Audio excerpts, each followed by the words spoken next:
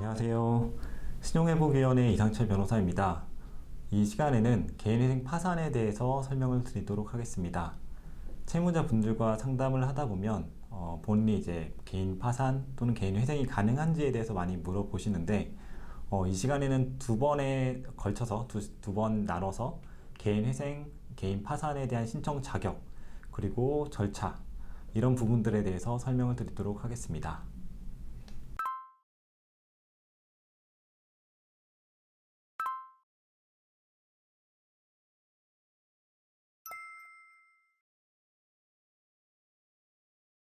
먼저 파산과 개인 회생에 대한 개념에 대해서 먼저 말씀을 드리면 파산 절차는 채무자가 자신의 재산으로 모든 채무를 변제할 수 없는 지급불능 상태에 빠진 경우 채권자 또는 채무자의 신청으로 파산 선고가 이루어지고 파산 통고 당시에 채무자 재산으로 파산 재단을 형성하여 채권자들에게 배당하는 절차입니다.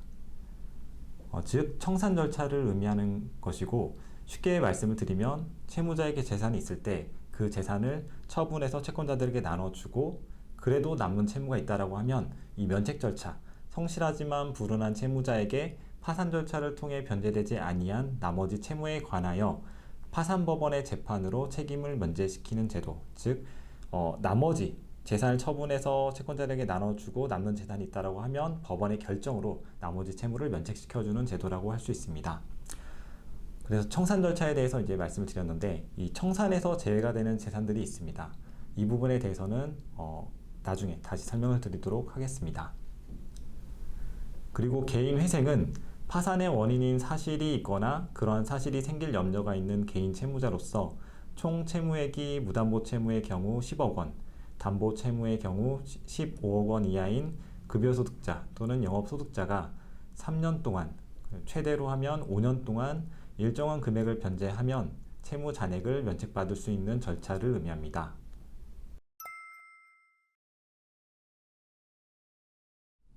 개인 파산, 개인 회생에 대한 개념에 대해서 설명을 드렸는데 그 중에 이제 언급된 표현 중에 지급불능이라는 것이 있습니다. 지급불능이라고 해서 이제 파산의 원인이라고 하는데 이 파산의 원인이 있는 채무자가 파산을 신청할 수 있고 개인회생을 신청할 수 있습니다.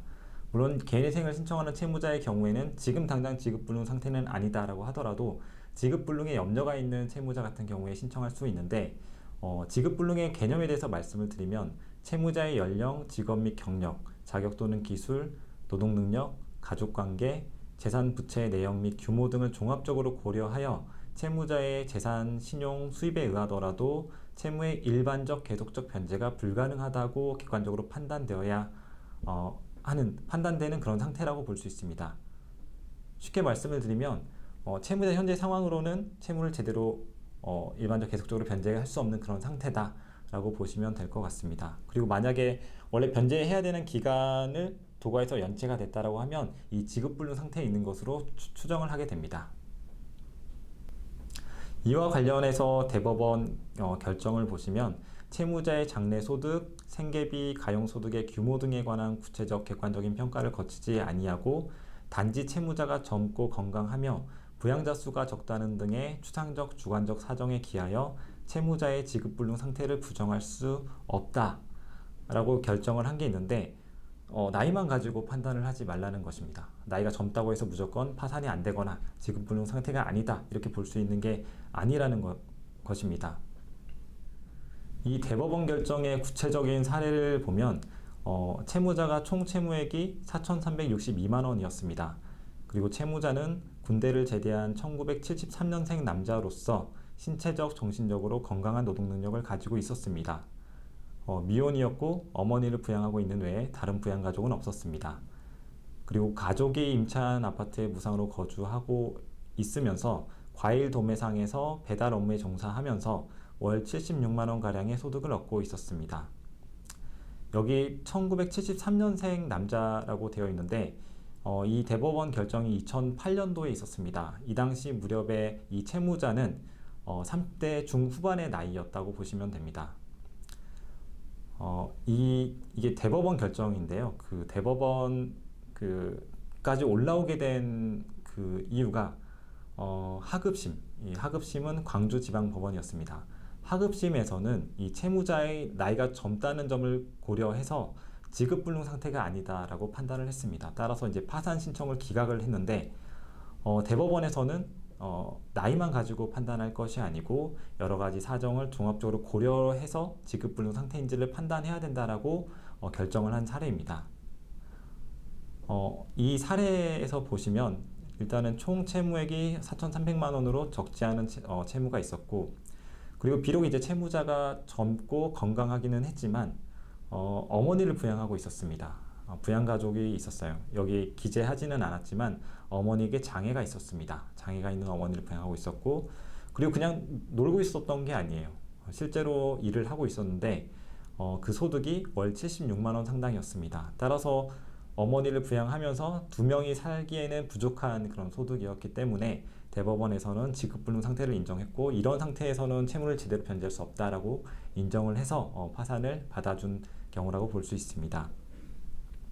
그리고 파산에서 신청 자격을 판단할 때 또 하나 보는 것이 있는데, 과거에 파산이나 개인회생을 통해서 면책받은 사실이 있다라고 하면 그렇게 면책을 받은 사람이 다시 파산을 신청한다 라고 할 때 일정한 기간에 제한을 두고 있습니다.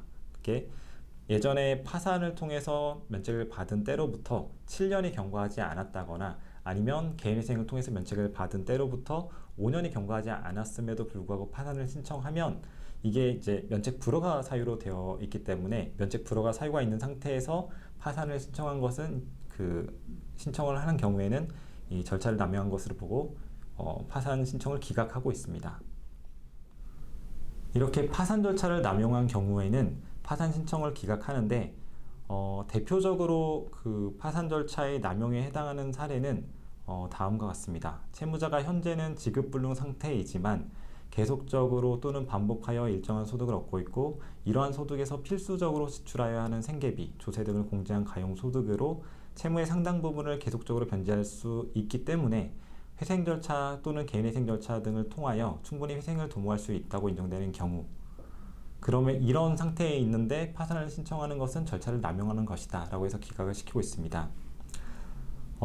이게 어떤 의미가 있냐면 일단은 지급불능 상태가 인정된다고 하더라도, 그러니까 채무자의 상황을 종합적으로 고려해 봤을 때 지급불능 상태가 맞다고 하더라도 어느 정도 소득이 있어서 그 소득에서 생계비, 세금 등을 공제한 금액을 채권자들에게 변제할 수 있는 그런 상황이다. 일정 금액을 변제할 수 있다라고 하면 그럼에도 불구하고 파산을 신청하는 것은 절차를 남용하는 거라고 봐서 기각을 시키는 것입니다. 이거는 개인회생의 요건과 조금 맞닿아 있다고 볼 수 있는데, 개인회생에서 정한 생계비 이상의 소득이 있으면 그 생계비를 초과하는 소득으로 개인회생 같은 경우에는 이제 변제를 하게 됩니다. 따라서 개인회생을 하게 되면 변제할 수 있는 금액의 그런 소득이 있다라고 하면, 그런 사람이 파산을 신청한다라고 하면 법원에서는 절차를 남용하는 것으로 보고 기각을 시키고 있습니다. 그래서 이제 고려를 하실 게 파산이 가능한지 또는 개인회생이 가능한지를 판단하는 가장 첫 번째 기준은 소득이라고 볼 수 있습니다. 이 소득이 어느 정도 수준인가. 소득이 없다라고 하면 당연히 이제 파산 절차를 생각하시면 되고, 있는데 어느 정도 조금밖에 없다라고 하면 그 이릉의 기준은 개인회생 생계비 기준으로 해서 그 생계비에 못 미치는 개인회생 생계비로 정한 기준에 못 미치는 금액이다라고 하면 파산 쪽을 생각을 하시면 되고, 개인회생 생계비 이상의 소득이다라고 하면 일단은 개인회생 쪽을 생각을 하시면 됩니다. 개인회생 생계비 이상의 소득이 있으신 분이 파산을 신청하면 이 절차의 남용으로 보아서 기각하는 사례가 있기 때문입니다. 그래서 예를 들면은 전문직 고소득자인 경우에 변호사일 수도 있고 의사일 수도 있고 많은 소득을 얻을 수 있는 그런 기술이나 자격이 있는 사람이 지급불능 상태에 있는 것은 맞지만 이런 사람이 파산을 신청을 하게 되면 충분히 회생을 도모할 수 있다라고 봐서 파산 신청을 기각하는 사례가 있습니다. 처음에 개인회생 파산에 대해서 설명드린 것처럼 파산이라는 것은 일단은 청산 절차를 거친 다음에 남은 채무를 면책을 시켜주는 제도인데, 이때 청산에서 제외가 되는 재산이 있습니다. 압류금지 재산이라고 표현할 수 있고, 또 이제 면제재산이라고도 할 수 있는데, 구체적인 예를 들면 일단은 압류금지 재산 같은 경우에는 민사집행법에 규정이 되어 있는 그런 압류금지 채권 또는 압류금지 물건에 해당하는 재산입니다. 1개월간의 생계비 185만 원까지는 압류를 못하도록 하고 있어서 보호를 해주고 있고, 또 장애인용 경영 자동차 1000cc 미만의 자동차를 의미합니다. 그리고 법령에 따라 규정된 부양료, 유족 부조료가 있고, 급여나 퇴직금 등 급여 채권의 경우에는 2분의 1까지 보호를 해주고 있습니다. 그리고 그 최하한의 한도는 185만 원이라고 보시면 됩니다. 185만 원까지는 보호를 해주고 있습니다. 그리고 퇴직연금 채권은 전액 압류를 금지하도록 하고 있고, 보장성 보험의 경우에는 그 해약환급금 150만 원까지 보호를 해주고 있습니다. 그리고 임차보증금 중 일정액에 대해서도 보호를 해주고 있습니다. 임차보증금 일정액에 대해서 말씀을 드리면 지역마다 조금 다릅니다. 그러니까 집값이 지역마다 다르기 때문에 이 보호해주는 금액도 차이가 있는데, 일단 가장 이제 높은 금액이 서울 지역이고 5천만 원까지 보호를 해주고 있습니다. 그리고 과밀 억제권역이라고 해서 수도권 일부 지역하고, 그리고 세종시 같은 경우에도 4,300만 원까지 보호를 해주고 있습니다. 그리고 일반 광역시, 대전광역시, 부산광역시, 대구광역시, 광주광역시 이런 광역시하고, 안산시, 경기도 광주시, 파주시, 이천시, 평택시 같은 경우에는 2,300만 원까지 보호를 해주고 있습니다. 그리고 그 밖의 지역은 2천만 원까지 보호를 해주고 있습니다. 압류금지 재산에 대해서 예를 들면 주택 임차보증금 같은 경우에 채무자가 서울에 살고 있는 채무자가 있는데, 지금 살고 있는 곳 거주지의 보증금이 1억 원이다 라고 하면 5천만 원까지는 이제 압류를 못하도록 해서 이제 보호를 해주는 금액이고, 이 5천만 원을 초과하는 나머지 5천만 원은 청산의 대상이 되는 재산이라고 볼 수 있습니다. 이를 파산재단이라고 합니다. 파산재단에 편입을 해서 파산재단에 속하는 재산을 처분을 해서 채권자들에게 나눠줄 수 있기 때문에 보증금 1억인 이제 채무자가 신청을 했을 때 법률대로라고 하면 파산관제인이 이 임대차 계약을 해지해서 5천만 원은 채무자에게 건네주고, 이 초과하는 5천만 원은 채권자에게 분배할 수 있다라는 의미입니다. 물론 정확한 금액은 파산관진이 여러 가지 채무자의 사정을 고려해서, 특히 주거지 같은 경우에는 여러 가지 사정을 고려해서 금액을 좀 조정할 수 있는 그런 여지는 있습니다. 또 예를 든다면 보장성 보험의 해약 환급금, 아까 말씀드린 것처럼 150만 원까지는 보호를 해준다고 말씀을 드렸는데, 종종 이제 파산을 신청하시는 채무자분들이 다른 재산은 별로 없는 경우가 많은데, 보험은 꽤 있는 경우가 있습니다. 그러니까 좀 생활이 어렵고 할수록 조금 더 이제 보험에 의지하고 싶은 그런 마음이 있어서 그런 건지는 모르겠지만, 다른 재산은 없어도 이 보험 가입은 좀 많은 경우가 있는데, 그 중에는 이제 해약 환급금도 꽤 많은 금액이 있는 분들이 있습니다. 예를 들어서 1,000만 원의 보험 해약 환급금이 있다라고 하면 이 중에서 150만 원까지는 법에서 보호를 해주는 금액이고, 이것을 초과하는 금액은 채권자들에게 분배를 할 수 있기 때문에 파산 관제인이 이 보험을 해지해서 환급금을 받은 다음에 150만 원까지는 채무자에게 주고, 그다음 나머지 금액을 채권자에게 분배할 수가 있게 됩니다. 물론 실무적으로는 이게 법률에서는 150만 원까지 딱 보호를 해주는 걸로 되어 있지만, 실무적으로는 여러 가지 사정을 고려해서 파산 관제인에 따라서 일정 재량을 가지고 조금 이제 금액을 조정해 주기도 합니다. 어떤 파산 관제인은 보험 같은 경우에는 500만 원까지는 그냥 넘어가는 경우도 있고, 또는 어떤 파산 관제인은 200만 원 또 300만 원까지는 그냥 인정을 해주는 경우도 있고, 조금 경우가 좀 다를 수가 있습니다. 그리고 실제로 보험을 해지해서 그거를 환급금을 받는 경우도 있지만, 보통은 이제 채무자와 화해 계약을 체결해서 보험을 유지하는 대신 그 환급금 일정액에 해당하는 금액을 채무자에게 요구해서 그 금액을 받아서 채권자에게 분배하는 절차가 이루어지는 경우가 많습니다.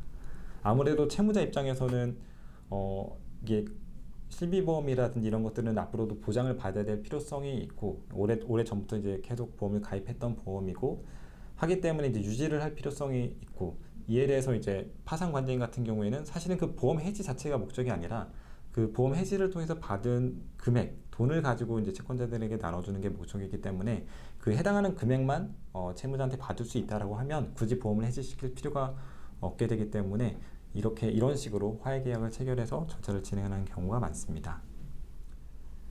다음으로 파산 절차에 대해서 간략하게 말씀을 드리면, 파산을 신청을 하면 법원에서 채무자가 제출한 서류를 보고 지급불능 상태가 맞다라고 하면 파산 선고 결정을 합니다. 이 파산 선고 결정을 하면서 파산 관제인을 선임하는데, 이 파산 선고의 효과가 꽤 강력한 효과가 있습니다. 말씀드린 것처럼 이 파산 절차가 청산하는 절차인데, 이 청산하는 재산을 특정하는 시점이 파산 선고 시라고 보시면 됩니다. 그래서 채무자가 파산 선고 당시에 가진 모든 재산은 파산 재단을 구성하게 돼서 그 파산 재단으로 이제 채권자들에게 분배를 하게 되는데, 여기에서 제외가 되는 재산이 이미 말씀드린 것처럼 압류금지 재산이라는 게 있고, 이거는 민사집행법이나 특별법에 따라서 압류가 금지되는 재산을 의미하고, 그 다음에 면제재산이라는 것이 있습니다.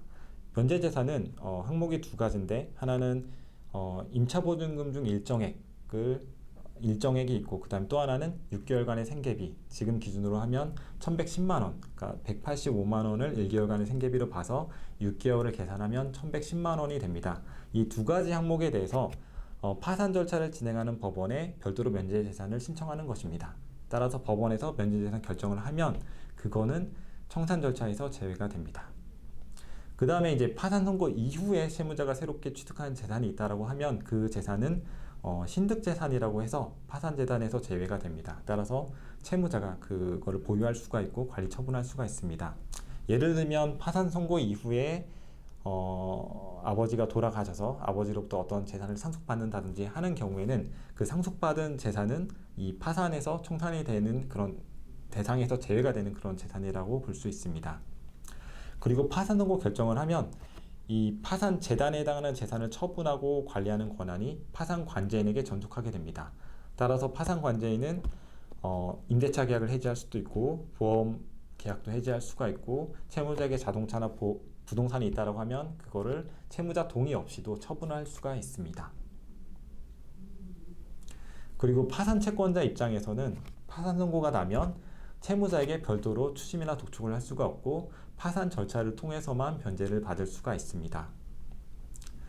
그리고 이제 파산 선고 결정을 하면 채무자가 파산 절차를 그만두고 싶어도, 하기 싫어서 그만두고 싶다고 하더라도 본인의 의사로 그만둘 수가 없습니다. 파산 절차는 그대로 쭉 진행이 돼서 청산이 이루어지게 되고, 다만 채무자가 그 파산 신청을 취한 것은 면책에 대한 취하로 보고 면책을 못 받게 되는 그런 결과가 됩니다. 따라서 그만두고 싶다라고 하면 파산 선고 전에 그만두셔야 합니다. 그리고 채무자가 파산 선고를 받고 면책을 받지 못하면, 이 면책을 받으면 이제 당연하게 복권이라고 이제 복권이 되는 건데, 파산 선고를 받고 면책을 받지 못하면, 즉 복권되지 않으면 공무원이나 사립학교 교원이나 변호사 등의 그런 결격 사유가 됩니다. 따라서 이제 직업 선택에 좀 제약이 있다라는 부분이 있고, 또 이제 특정한 경우에는 근로관계에서 불이익을 받을 수 있다라고 이제 설명은 드리는데, 하지만 저희 채무자회생법에서는 제 32조에 의해서 누구든지 이 법에 따른 회생 절차, 파산 절차 또는 개인 회생 절차 중에 있다는 이유로 정당한 사유 없이 취업의 제한 또는 해고 등의 그런 불이익 처분할 수 없도록 규정한 것이 있기 때문에, 이런 부분은 이제 충분히 이제 다퉈야 되는 부분이 될 수 있습니다. 이렇게 파산 선고를 하고 파산관제인이 채무자 재산이나 이런 것들을 조사해서 이제 청산 절차를 거치고 그다음에 면책을 이제 판단을 하게 되는데, 법에서 정한 면책 불허가 사유가 있습니다. 대표적인 게 채무자가 파산재단에 속하는 재산을 숨기거나 다른 사람 명의로 바꾸거나 헐값에 팔아버린 행위.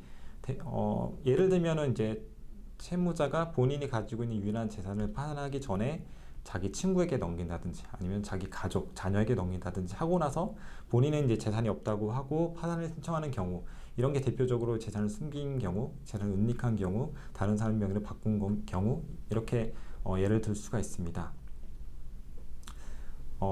파산을 하게 되면 채무자 본인에 대한 서류뿐만 아니라 가족에 대한 서류, 주로 이제 자녀, 배우자 또는 이제 부모님 관련된 이제 과세 내역도 제출을 하고, 이제 토지 소유 현황도 제출을 하고 이제 지적전산 자료조회 결과라고 해서 제출을 하는데 거기에 이제 자녀나 배우자 명의로 어떤 재산이 있다, 재산세 부과 내역이 있다, 자동차세, 뭐 주택세 또는 뭐 부동산 이런 내역이 있다라고 하면 파산관계인이 그 가족이 어떻게 그 재산을 취득을 했는지를 조사를 할 수가 있습니다. 따라서 확인을 해봤더니 실제로는 명의는 자녀로 되어 있지만 실제 그 취득 자금은 채무자의 돈으로 이루어진 거다라고 하면 명의에 상관없이 그 재산에 대해서 파산재단을 포함시켜서 절차를 진행할 수가 있습니다.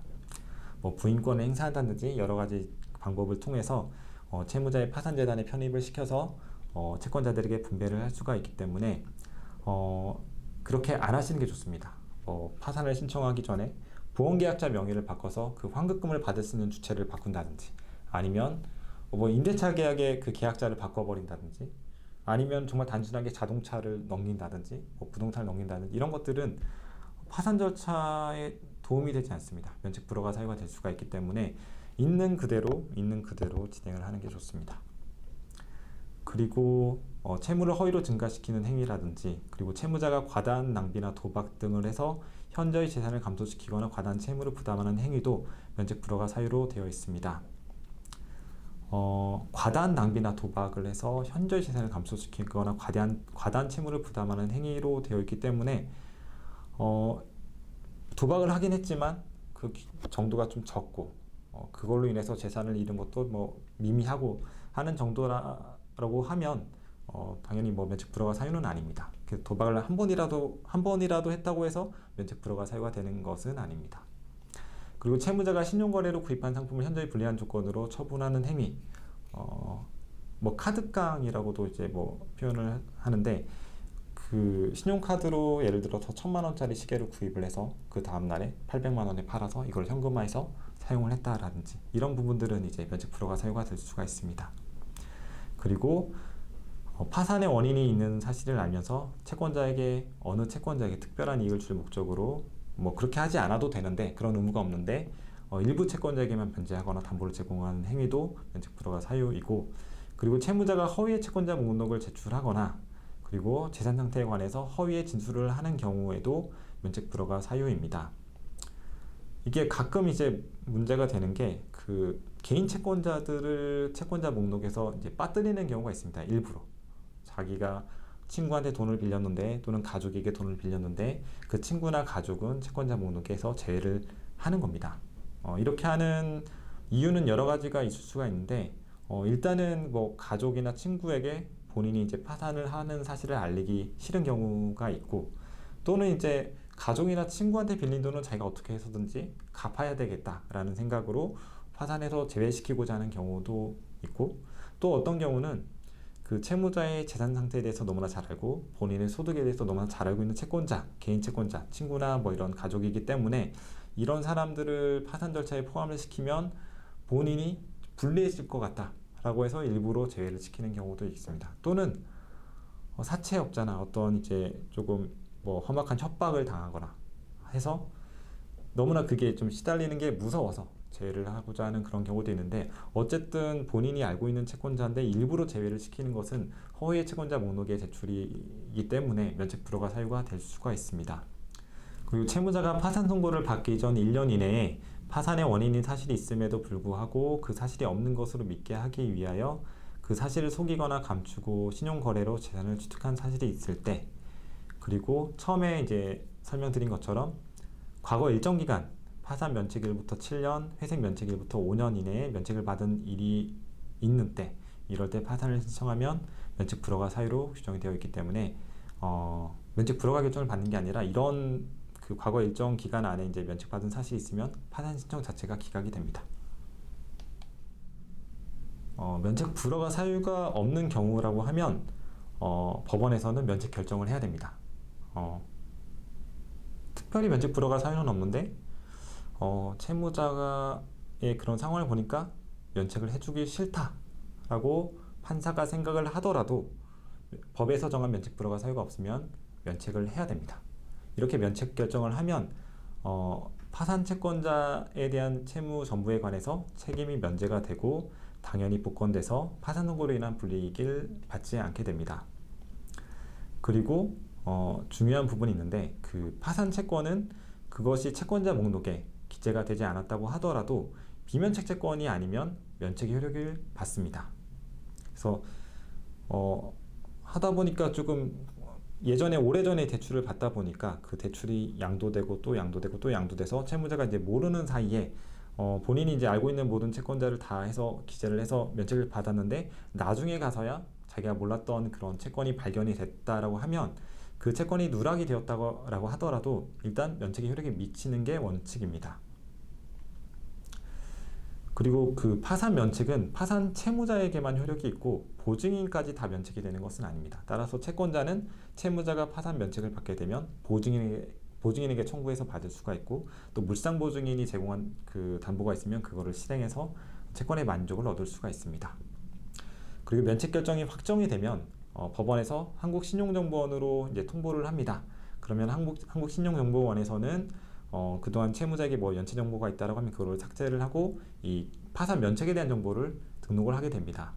이거를 5년 동안 등록을 하게 되는데 이 파산 면책에 대한 정보가 등록이 되어 있다라고 하면 아무래도 신용 점수는 좀 낮게 됩니다. 따라서 신용거래에 좀 어려움은 있는데 나중에 5년이 지나서 이제 그 파산 면책 정보가 해제가 되고 이제 조금씩 이제 거래를 주거래은행 통해서 거래를 하면서 공과금을 잘 납부를 하면서 신용을 조금씩 올리셔야 됩니다. 파산 면책을 받는다고 하더라도 면책의 효력이 미치지 않는 특정한 채권이 있습니다. 이를 비면책 채권이라고 합니다. 이게 그 아까 설명드린 면책 불허가와 조금 다른 부분은 면책 불허가는 면책을 해줄지 말지에 대한 문제입니다. 그래서 면책 불허가 사유가 있다라고 하면 면책 불허가 결정을 받는 건데 면책 불허가 결정을 받으면 면책을 못 받는 전체적으로 면책을 받지 못하게 되는 겁니다.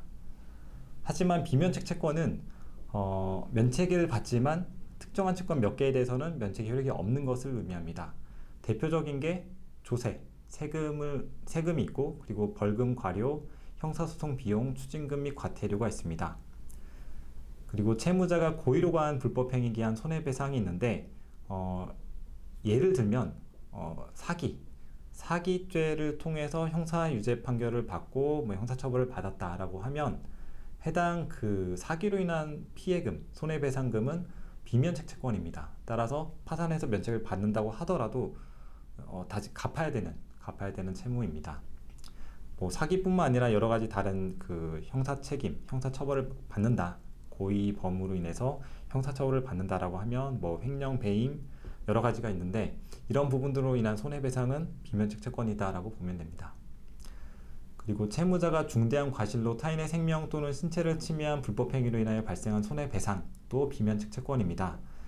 대표적으로 예를 들면 그 교통사고를 들 수 있습니다. 교통사고가 중대한 과실로 발생을 했고 그로 인해서 다른 사람이 다치거나 사망을 했다라고 하면 그 다치거나 사망한 것과 관련된 손해배상금은 비면책 채권입니다. 그리고 교통사고 같은 경우에 보통 보험사가 대신 이제 변제해 주는 경우가 많은데 보험사가 대신 변제하고 채무자에게 청구하는 구상권도 그 발생 원인이 중대한 과실로 인한 것이고 다른 사람이 다치거나 사망한 것으로 인해서 발생한 거라고 하면 이 구상금도 비면책 채권입니다. 따라서 이제 채권자 목록에 보험사가 들어가 있어도 이 발생 경위가 보험사고가 난 것이 이 중과실로 다른 사람이 다치거나 사망한 경우다라고 하면 비면책 채권입니다. 이와 달리 그 중과실이 아니라 일반 과실이다, 그냥 경과실이다. 그리고 사고가 난 건 맞지만 다른 사람이 다치거나 사망한 것은 아니고 사람이 다치거나 사망한 것은 아니고 물건만 깨졌다. 그래서 물건값만 지급을 했다라고 하면 그것은 면책의 대상입니다. 그래서 구분해서 좀 기억을 하시면 될 것 같고요. 그리고 채무자의 근로자의 임금, 퇴직금, 재해보상금, 임치금 및 신원보증금도 비면책 채권입니다. 그러니까 채무자가 이제 사업을 하면서 근로자를 고용을 해서 같이 이제 사업을 운영을 했는데 이제 사업이 잘 되지 않고 근로자의 임금을 지급하지 못했다. 그래서 이제 결국에는 사업을 폐업을 하고 파산 신청해서 면책을 받았다라고 하더라도 이 근로자에 대한 임금 같은 경우에는 그 근로자의 생활을 보호하기 위해서 비면책 채권으로 규정이 되어 있기 때문에 추후 변제를 해야 됩니다. 그리고 채무자가 악의로 채권자 목록에 기재하지 아니한 청구권, 이게 이제 비면책 채권입니다. 악의로, 그러니까 알면서도 채권자 목록에 기재하지 아니한 경우가 예를 들면 주로 이제 친구한테 돈을 빌리거나 또는 이제 가족에게 돈을 빌렸는데 파산을 하면서 그 친구나 가족은 채권자 목록에서 제외시키는 경우가 있습니다. 이렇게 하는 이유는 여러 가지가 있는데 일단은 친구나 가족에게 파산 신청한 사실을 알리고 싶지 않은 경우에 이렇게 하는 경우가 있고, 그리고 친구나 가족 같은 경우에는 어떻게 해서든지 채무자가 좀 변제를 하고 싶은 마음이 있어서 파산 채권자로 이제 포함시키지 않는 경우가 있습니다. 또는 이제 이 친구나 가족이 이 채무자에 대해서 너무나 잘 아는 경우가 있어요. 본인의 이제 소득, 본인의 재산 관계 이런 것들을 너무나 잘 알다 보니까 이 친구나 가족을 포함시켰을 때 본인이 이제 파산 절차 진행하는데 많이 불리하다라고 생각을 하면 또 제외하고자 하는 경우가 있습니다. 또는 이제 특정한 개인 채권자가 폭행이나 협박을 조금 한다. 그래서 너무 좀 무섭다. 본인이 파산 신청한다고 했을 때 그 채권자가 본인에게 어떤 해코지를 할지 무섭다라고 하는 경우에 조금 일부러 빼려고 하는 그런 경우도 있습니다. 하지만 여기 기재가 되어 있는 것처럼 알면서 이제 채권자 목록에서 빠뜨리게 되면 비면책 채권이기도 하고, 그리고 이제 앞서 설명드렸던 것처럼 허위의 채권자 목록을 제출한 경우에도 해당되기 때문에 면책 불허가 사유에도 될 수가 있습니다. 따라서 원칙적으로 포함시켜서 진행을 하는 것이 좋습니다. 그리고 또 하나 이제 문제가 되는 게 나중에 누락 채권이 발생한 경우가 있는데 먼저 설명드린 것처럼 누락된 채권에 대해서도 면책의 효력이 미치는 것이 원칙입니다. 그런데 채무자는 이제 자기가 몰라서 누락한 것이다라고 해서 면책의 효력을 주장을 하는데, 반대로 채권자는 채무자가 알았음에도 불구하고 빠뜨린 것이다. 따라서 본인의 이제 채권은 비면책 채권이다라고 하면서 이제 서로 이제 상반되는 주장을 하는 경우가 벌어질 수 있습니다. 그래서 채권자는 이제 누락된 채권을 가지고 채무자에게 추심을 하게 되고 법적인 조치를 취해서 소송을 제기하거나 강제 집행을 하거나 할 수가 있고, 채무자는 거기에 대응해서 면책 효력을 주장하거나 할 수 있는데, 어쨌든 이렇게 이제 법적인 분쟁에 휘말릴 수가 있기 때문에 처음부터 채권자 목록에 빠짐없이 포함시켜서 진행을 하는 것이 좋습니다.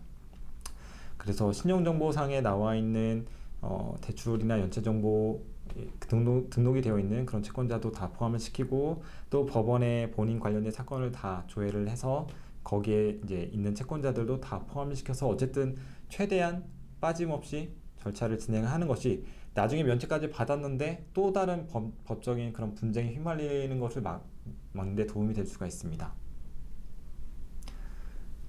그리고 양육비나 부양료도 비면책 채권으로 규정이 되어 있습니다. 이 시간에는 파산에 대해서 좀 설명을 드렸는데요. 다음 시간에는 이어서 개인회생에 대해서 설명을 드리도록 하겠습니다. 감사합니다.